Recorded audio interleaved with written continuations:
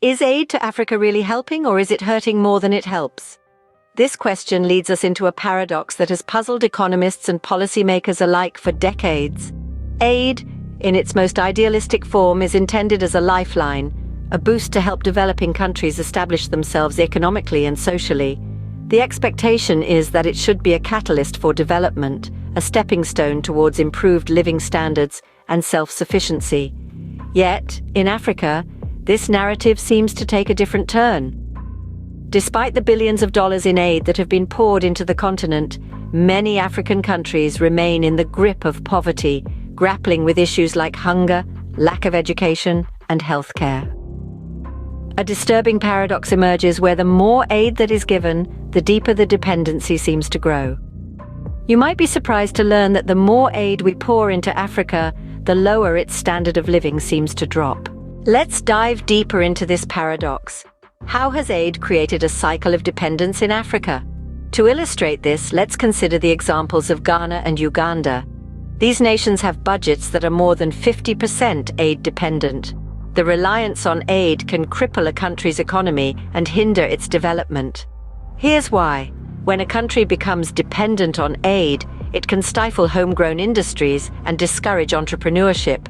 This situation creates a cycle where the more aid a country receives, the less incentive there is for the government and its people to generate their own income. Moreover, aid dependence can lead to the misallocation of resources, encouraging corruption, and promoting a culture of dependency that can be hard to break.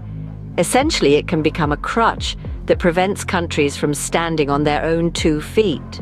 As President Aboulaye Wade of Senegal once said, "I've never seen a country develop itself through aid or credit." So if aid isn't working, why is it failing? This is the question that lingers in our minds as we delve into the issue of aid failure in Africa. One of the main reasons is corruption. Aid often falls into the wrong hands, with corrupt officials siphoning off substantial portions intended for development projects, leaving only a fraction for the actual cause. This undermines the very essence of aid, creating a vicious cycle that perpetuates poverty rather than alleviating it. Mismanagement is another significant factor. Sometimes, even when aid reaches the intended hands, it's not used effectively. Lack of planning, poor execution, and insufficient monitoring and evaluation mechanisms mean that projects don't deliver the anticipated results. Consequently, millions of aid dollars are wasted, and the intended beneficiaries remain mired in poverty. Perhaps the most detrimental aspect of aid is its tendency to create a culture of dependency. Instead of fostering self-sufficiency and sustainable development, aid often ends up making countries reliant on external help. This is evident in countries like Ghana and Uganda, where budgets are over 50% aid-dependent.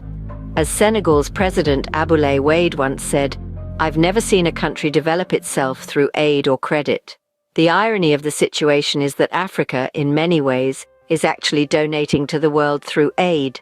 By keeping Africa dependent, the Western world benefits from the continent's resources, labor, and markets. The flow of wealth, in reality, is from Africa to the West, masked under the guise of aid. Aid, in its current form, is akin to giving a man a fish every day rather than teaching him how to fish. It provides temporary relief but fails to address the root causes of poverty and underdevelopment. In conclusion, we need to rethink the way we deliver aid. It's not about pouring more money into the system, it's about making sure that every dollar counts, that it reaches the people who need it most, and that it empowers them to break the cycle of poverty. It's clear that the record of Western aid to Africa is, unfortunately, one of abysmal failure. So where do we go from here? How can we reimagine aid to truly help Africa? It's time to think outside the box. Instead of pouring aid into an already overflowing bucket, why not focus on promoting investment and trade?